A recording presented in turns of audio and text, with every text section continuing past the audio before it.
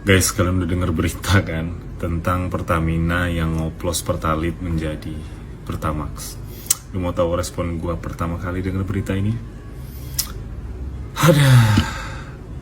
Sejujurnya gue tidak terlalu kaget sih dengar berita di dunia perminyakan ini, karena gue banyak dengar isu di dunia perminyakan ini. Mafianya itu banyak banget, dari yang skala besar sampai skala yang receh-receh.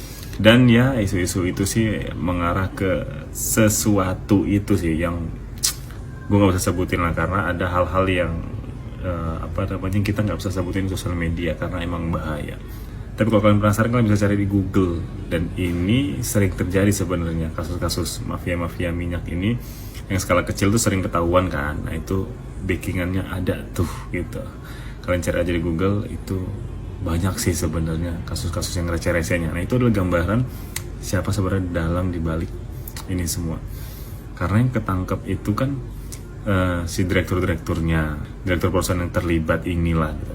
Karena memang secara hukum perusahaan itu kan berbentuk badan hukum, jadi yang bertanggung jawab atas fraud di pengadaan minyak dan segala macam kasus ini itu ya si direkturnya. Itu memang secara hukum mereka yang bertanggung jawab gitulah.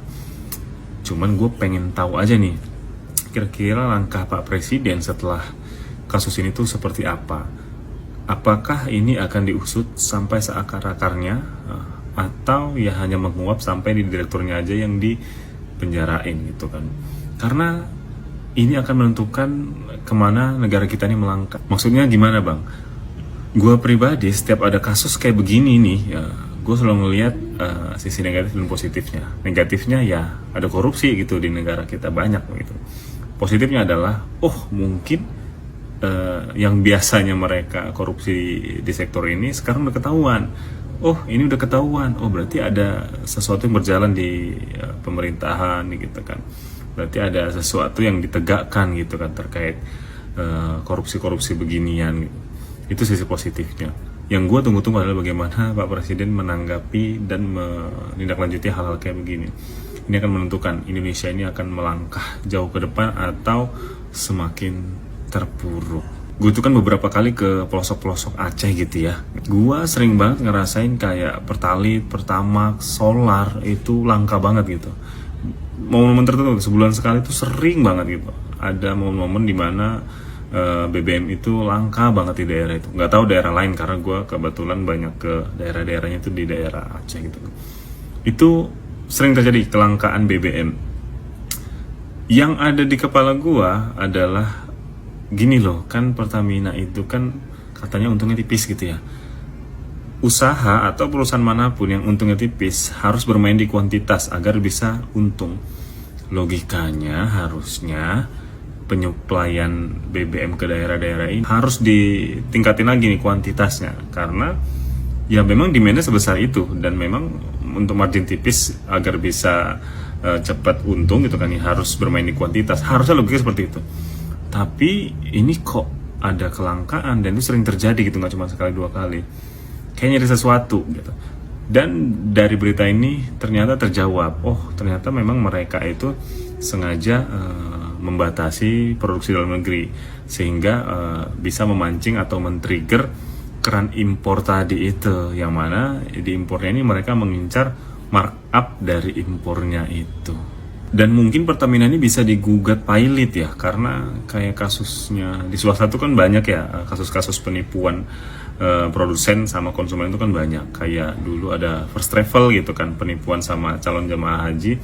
Para korban ini menggugat First Travel untuk mengganti kerugian mereka, dan itu sampai akhirnya mereka digugat pilot ya, karena First Travel tidak bisa memenuhi permintaan dari si penggugatnya gitu. Dan di kasus Pertamina ini menurut gua juga bisa dilakukan hal yang sama, karena memang kan secara gamblang, secara nyata Pertamina udah merugikan masyarakat, merugikan konsumen gitu kan. Harusnya bisa ya, kalau nggak salah tuh namanya ada class action gitu kan. Jadi metode itu adalah penggugatan yang dilakukan oleh banyak pihak gitu kan. Dalam hal ini mungkin masyarakat yang dirugikan, konsumen yang dirugikan, yang diwakilkan oleh satu pihak, satu orang, atau ya satu pihak lah gitu kan. Nah ini satu pihak ini mungkin bisa dijembatani sama LBH mungkin, atau sama pengacara-pengacara yang cukup punya power mungkin, atau public figure yang juga punya cukup power mungkin. Gua rasa itu bisa dilakukan kalau kita semua kompak bersatu dan ada yang mewadahi lah untuk menggugat Pertamina ini. Karena menurut gue Pertamina ini ya wajib dikasih jerah sih untuk digugat pilot. Kalau enggak, ya ini terjadi lagi. Ya walaupun nggak ada jaminan ketika udah dipilotkan terus muncul lagi perusahaan BUMN baru yang mengelola minyak, ya tetap akan terjadi lagi hal-hal kayak gini. Cuman ini biar jadi efek jerah gitu loh, harusnya bisa digugat sih gitu. Yang terakhir untuk buzzer-buzzer, janganlah kotori kolom komentar dengan narasi itulah harusnya pilih ini, coba kalian milih ini, siapa sih yang milih ini gitu. Gue cuma mau bilang sama kalian, nggak ada gunanya, beneran. Mau siapapun presidennya, ini pasti terjadi di lembaga, kementerian, apalagi BUMN ya, apalagi perusahaan-perusahaan yang orientasinya itu udah ada profitnya gitu. Di tempat yang ada uangnya, hal ini pasti terjadi. Mau lo bilang presidennya siapa yang menurut lo paling bagus di Indonesia, pasti terjadi. Karena ini sistematis guys, kayak gini sistematis, dan ada yang membackingi, dan ada memang yang punya cukup power gitu kan.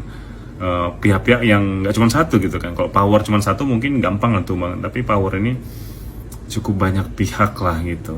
Ya kalian bisa lah ngawang-ngawang power ini dari mana gitu kan. Jadi nggak usah deh bilang kalau presidennya ini, kalau presiden ini, enggak, ini pasti terjadi. Gua jamin ini pasti terjadi. Dengan kejadian-kejadian belakangan ini kayak, aduh, masih mungkin nggak ya gitu. Tapi jujur aja gue masih berharap sih, gue masih ngerasa negara ini bisa melangkah menuju yang lebih baik lagi gitu. Ya semoga aja lah ya, kita nantikan aja. Kalian bantu kawal ya guys. Sekian dari Botif. Boykot SPBU Pertamina. Lo beli Pertamax, bayar mahal, tapi isinya cuma pertalit oplosan yang dicet doang. Ini bukan sekedar penipuan, ini perampokan kelas kakap. Duit rakyat disikat, tapi kita tetap disuruh bayar lebih mahal. Dan yang lebih bangsatnya lagi, duit yang dikorupsi Pertamina bukan sekedar miliaran atau triliunan kecil, tapi 193,7 triliun. 193,7 triliun. Padahal duit segede itu bisa buat subsidi BBM bertahun-tahun, bisa bantu rakyat yang makin sengsara, tapi malah disikat abis-abisan sama tikus-tikus ini nih, yang otaknya cuma isi kerakusan doang. Dan ini semua terjadi di saat rakyat yang lagi cekik hidup-hidup. Harga kebutuhan pokok naik, BBM makin mahal, ekonomi makin morat-marit, dan negara lagi gencar-gencarnya efisiensi. Motong anggaran sana sini, tapi di belakang ada bajingan tolol yang enak-enakan nyolong duit dari kantong masyarakat. Coba bayangin, harga BBM makin mahal, tapi yang lo dapat kualitas sampah. Mesin kendaraan kita bisa jebol gara-gara bahan bakar oplosan. Kita udah kerja nih mati-matian cari duit buat beli bensin yang non subsidi. Ternyata isinya cuma tipuan. Yang kaya makin tajir, yang kecil lagi-lagi yang dikorbankan. Dan lo masih mikir ini cuma ulah SPBU nakal? Menurut gue sih nggak mungkin. Ini pasti sindikat. Ini permainan kotor yang udah busuk dari atas sampai bawah. Pertamina sebagai BUMN harusnya jaga kepercayaan rakyat. Jangan cuma bisa naikin harga BBM tiap tahun, tapi pengawasan kualitasnya nol. Sekarang negara mau apa? Bakal serius bersihin ini atau cuma jadi drama murahan di TV? Jangan sampai maling 193,7 triliun ini cuma dikasih hukuman yang receh. Sementara rakyat kecil yang salah dikit aja langsung dihancurin. Kalau negara ini masih punya akal sehat, hukum harus ditegakkan sekeras-kerasnya. Basmi sampai akar, karena nggak ada ampun buat pengkhianat negara. Nih teman-teman, salah satu alasan kenapa masyarakat kita hari ini mulai banyak yang nggak percaya sama kelembagaan, sama pemerintahan, sama program pemerintahan. Karena apa? Karena ya korupsi lagi. Bayangkan, ini anak perusahaan Pertamina korupsinya yang merugikan negara 190,7 triliun. Dan tahu gimana mereka membuat ini semakin lancar korupsinya? Ya mereka itu melakukan korupsi dari 2018, di mana mereka membuat seolah-olah BBM di Indonesia tuh kurang terus-terusan, sehingga mereka melakukan impor, dan impornya RON 90 disulap jadi RON 92. Udah gila sih, dari 2018. Pertanyaannya, ini pertanggungjawabannya bagaimana? Dan Pak Erick Thohir apakah tahu atau enggak sebetulnya nih? Dari 2018 loh Pak. Menurut kalian bagaimana teman-teman? Saya setuju dengan komentarnya Bang Spil. Ini berjamaah kayaknya. Sekarang ada 7 tersangka, di mana mayoritas tersangkanya itu adalah pimpinan-pimpinan tertinggi atau direksi di Pertamina. Dan kalau kita lihat nih ya, kalau kita lihat dari struktur gajinya, bayangkan teman-teman semua, untuk 6 direksi di Pertamina, gaji per bulan untuk 6 orang itu adalah 4,6 miliar nih. Sementara nilai kompensasi untuk setiap tahunnya, ya, untuk ke-6 direksi itu sekitar 335 miliar. Artinya per orang itu mendapatkan nilai kompensasi setiap tahunnya adalah 55,9 miliar. Jadi kalau ada orang yang bilang, gaji gede nggak mungkin korupsi, ini buktinya ada. Korupsi itu bukan perkara nominal gaji yang mereka dapat, tapi dari niat utama untuk mengambil sebanyak-banyaknya karena mereka serakah, mereka nggak pernah puas, dan ini kaitannya dengan moralitas. Jadi menurut kalian bagaimana?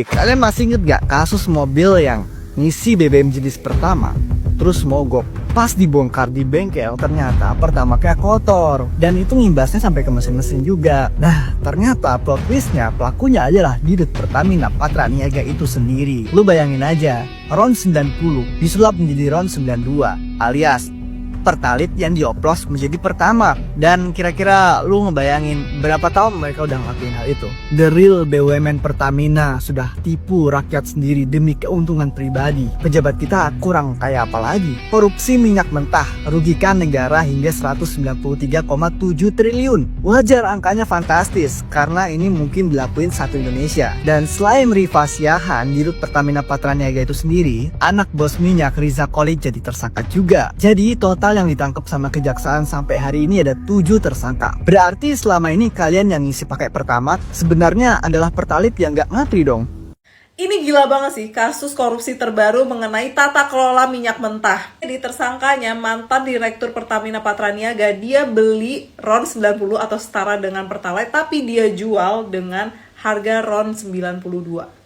Dalam pengadaan impor tersebut, Rifa melakukan pengadaan produk kilang dengan pembelian RON 92 atau Pertamax, padahal kenyataan yang dibeli adalah RON 90 atau Pertalite. Kemudian dilakukan blending di depo untuk menjadi RON 92. Ya Allah, berarti dioplos. Padahal banyak loh orang-orang yang beli Pertamax cuman karena ya udah gue nggak mau beli yang subsidi gitu. Tapi malah dicurangin. Jadi selama ini yang kalian beli Pertamax itu kemungkinan isinya bukan Pertamax tapi Pertalite. Aduh parah banget ya. Kalau beneran ini terbukti, gue nggak ngerti lagi sih. Berarti selama ini yang ngebeli Pertamax itu sebenarnya beli Pertalite tapi ya nggak ngantri aja. Ya kalau kayak gini ya orang-orang jadi lebih memilih untuk belanja di kompetitor dong. Gara-gara kasus ini menyebabkan kerugian negara sebesar 193,7 triliun rupiah. Menurut kalian tentang kasus ini gimana? Coba komen. Astaga, ini orang udah bikin kerugian negara 193 triliun guys. Ini ya buat para penegak hukum ya, para bapak hakim yang terhormat, tolong ya untuk kasus-kasus kayak gini itu kalau bisa dihukum seberat-beratnya gitu loh. Ya kalau bisa seumur hidup dah, supaya ada efek jerah gitu loh. Ya gilingan aja Dirut Pertamina guys. Kok bisa sampai 193 triliun, kok bisa? Aduh. Jadi apa negara ini, mau jadi apa? Korupsi lagi, buset deh, nggak ada habis-habisnya ya. Korupsi di negeri tercinta kita ini. Setiap hari kita sebagai rakyat disuguhi oleh info-info para koruptor. Baru-baru aja Kejaksaan Agung menetapkan 7 tersangka dugaan korupsi di Pertamina Patraniaga terkait minyak mentah yang merugikan negara sebesar 193,7 triliun. Wow, fantastis juga nih. Gua jadi penasaran, kira-kira seperti apa respon dan pertanggungjawaban Menteri BUMN Bapak Erick Thohir? Karena biar bagaimanapun dia selaku Menteri BUMN jelas harus bertanggung jawab akan adanya korupsi di dalam tubuh Pertamina. Karena itu adalah bagian dari tugasnya. Kenapa bisa terjadi korupsi? Bagaimana pengawasan seorang Erick Thohir selama ini menjadi Menteri BUMN? Kita lihat kelanjutannya, perkembangan dari korupsi Pertamina ini. Siapa yang emosi udah bela-belain beli Pertamax biar mesin kendaraan tetap bagus, ternyata yang dibeli Pertalite, sama aja. Gila iya, Indonesia sekarang makin sibuk loh. Dan saya pun juga pengguna Pertamax. Jadi selama ini saya beli Pertamax belinya Pertalite atau mungkin bahkan premium. Padahal gaji kerja di Pertamina itu gede loh. Tapi emang namanya manusia susah punya rasa bersyukur. Pertalite sama Pertamax beda harganya berapa sih? 2.000 atau 3.000 gitu kan? Coba kita kaliin, ada berapa ratus orang itu kalau dalam satu hari yang beli Pertamax tapi diisinya Pertalite.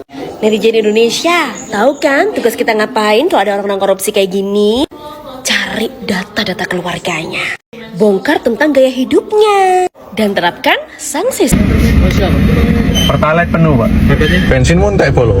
Yo waya ngisi Pertalite bolo, timbang ngisi Pertamax saiki entuk Pertalite. Wis prank-prank berhadiah temenan lek ngene iki piye bolo pantes ae. Warga-warga Indonesia saiki pada kabur aja dulu bolo. Ayo apa? Bayar Pertamax kayak Pertalite. Jarene lek ngisi Pertalite kongkon isin ngombe BBM subsidi lah, bayarnya sih nggak subsidi kayak subsidi bolo. Ya apa di warga negara gak bingung ta. Sementara diduga loh, jari ini diduga. Ya apa tapi kadang sakit hati aku ndelok ngene iki. Selama ini berapa puluh juta kendaraan polo. Kebutuhan RON 92 DC 90 motor rek mesinnya merantak kabeh apa pengganteni ta iki. Hah? Piye polo menurutmu polo? Sore iki aku. Kenapa kau nangis? Ubur-ubur ikan lele. Ku pikir Pertamax, rupanya Pertalite le. Udah, jangan nangis kau kayak gitulah di negeri Konoha. Paham aja kau. Ya pula. Makanya nanti kalau kau jadi pejabat jadi baik-baik kau orangnya. Kau berikan yang terbaik, yang real-real aja. Apa yang dipesan itu yang dikasih. Udah, pi kau kerja. Ini uang jajan melimpul. Berdiri kau.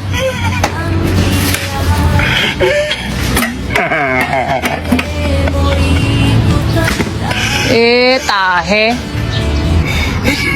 Jor, ternyata selama ini Pertamax kita oplosan. Wah, kacau ini kasus Pertamina tuh menghebohkan seluruh masyarakat Indonesia. Semua lagi bahas Pertamina. Tapi hati-hati. Ini kasus kan nggak tiba-tiba ada gitu loh. Ini kasus ini udah pasti penyidikannya, apa segala itu kan sudah bertahun-tahun ya. Tapi kenapa baru dikeluarkan kemarin? 1 hari setelah Danantara dipublish. Anda heran nggak? Ini sengaja ini. Ini adalah stok berita dari oligarki yang dibuat untuk menghalau isu-isu yang penting seperti Danantara ya. Tepat banget itu loh teman-teman ya. Coba deh, saya tuh kepingin berpositif thinking tapi polanya kebaca, kecium bos. Lain kali kalau bikin strategi yang bagusan dikit gitu loh, pasti kecium sama Roy Sakti gitu kan ya. Kenapa pemerintah itu, kejaksaan sorry ya, itu mengeluarkannya itu kemarin, nggak minggu lalu, nggak 2 minggu yang lalu gitu loh. Memang ada stok berita-berita viral untuk menghalau. Aduh, kalau udah kayak gini nih kok. Jadi Danantara ini bau-baunya gimana? Alhamdulillah, staf sus.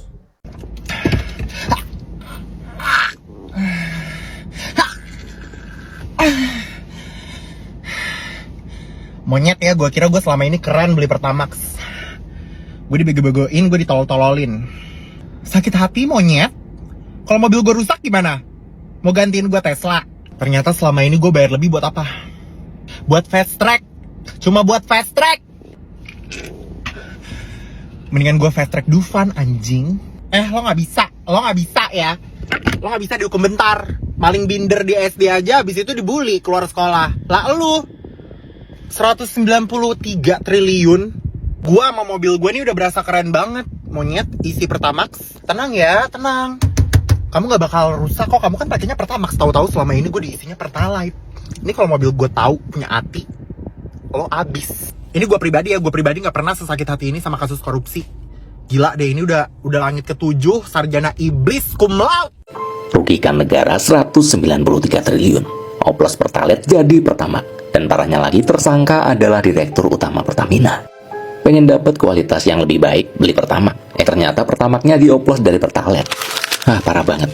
Direktur Utama PT Pertamina Patra Niaga, Rifa Siahaan, ditetapkan Kejaksaan Agung sebagai tersangka dalam kasus dugaan korupsi tata kelola minyak mentah dan produk kilang pada PT Pertamina. Dalam keterangan resmi Kejaksaan Agung, PT Pertamina Patra Niaga diduga membeli Pertalite untuk kemudian di-blending atau dioplos menjadi Pertamax. Rifa melakukan pembelian untuk RON 92 atau Pertamax, padahal sebenarnya hanya membeli RON 90 atau Pertalite, atau yang lebih rendah kemudian dilakukan blending untuk menjadi RON 92. Dalam kasus korupsi ini, Rifa Siahaan dibantu 6 tersangka lainnya dan mereka semua adalah petinggi perusahaan. Padahal kemarin masih anget kasus korupsi 271 triliun. Wow. Heran aku sama pejabat-pejabat itu. Ya. Rakyat itu beli Pertamax, bayarnya pakai Pertamax, dan berusaha beli Pertamax supaya tidak menggunakan BBM bersubsidi. Tapi malah sama pejabatnya dikorup. Jadi yang harusnya bahan bakarnya itu Pertamax ya, kalau kita beli Pertamax ternyata itu Pertalite, ya nggak sih? Walaupun dari pihak mungkin Pertamina atau apa, aku kurang tahu juga, katanya sudah klarifikasi bahwa yang digunakan oleh rakyat itu bukan Pertalite tapi Pertamax. Percaya nggak tahu ya, mau percaya juga susah. Intinya begini ya, Direktur Pertamina itu kan sudah kaya raya, gajinya udah banyak gitu. Kenapa masih tega korupsi? Ini yang sangat dirugikan rakyat. Rakyat itu sudah berusaha supaya tidak menggunakan BBM bersubsidi untuk orang-orang yang memang mampu, ya kan? Tapi tega sekali tuh, tega sekali bener. Nggak ngerti. Untungnya aku nggak pernah pakai. Aku pakai swasta, ya. Udah jelas nggak ngerti lagi. Emang gajinya kurang apa? Ini kasihan loh ya, rakyat itu udah cari duit susah, terus kemudian dikorupsi sama pejabat-pejabat. Mau percaya gimana? Coba ya, merembet lagi ya, orang yang bayar pajak juga pasti juga mikir kalau dikorup-korup kayak gini ini. Padahal ya itu tadi, pejabat-pejabat itu gajinya besar banget, sementara orang yang menggunakan, yang beli Pertamax itu kadang-kadang nyisih-nyisihin, hemat-hemat supaya beli Pertamax, supaya kendaraannya itu mesinnya bagus, karena mungkin oktannya lebih tinggi, malah dikorup. Ya katanya sih itu tetap yang dibeli Pertamax ya tetap Pertamax, bukan Pertalite, tapi nggak ngerti ya percaya apa enggak. Ayolah yang punya hati ya. Kalian tuh pejabat-pejabat gajinya udah sangat tinggi, dan aku tuh lihat ya ketika ditangkap kejaksaan ya, face-nya biasa banget, kayak nggak ada penyesalan, kayak nggak sedih. Ya mungkin inilah karena memang hukuman untuk koruptor itu di negara kita itu mungkin masih ringan. Ada yang korupsi berapa triliun kemarin itu, hukumannya 6,5 tahun, walaupun jaksanya banding akhirnya jadi 20 tahun. Tapi kan untuk korupsi yang triliunan aja hukumannya, coba kalau hukumannya itu setimpal hukuman mati atau hukuman apa, pasti pada takut gitu, karena hukumannya ya ringan sih untuk korupsi yang triliunan itu. Ayolah yang punya nurani, sekali lagi yang punya nurani. Ini yang pasti dirugikan juga rakyat, walaupun sudah dibantah, sudah klarifikasi bahwa yang beredar atau yang digunakan rakyat itu tetap Pertamax bukan Pertalite. Tapi percaya apa enggak ngerti. Yang pasti ya jangan dikorupsi, itu aja ya. Kita mau pakai Pertamax ya kasih Pertamax, ya sesuai lah, rakyat udah sulit cari duit, dikorupsi aja.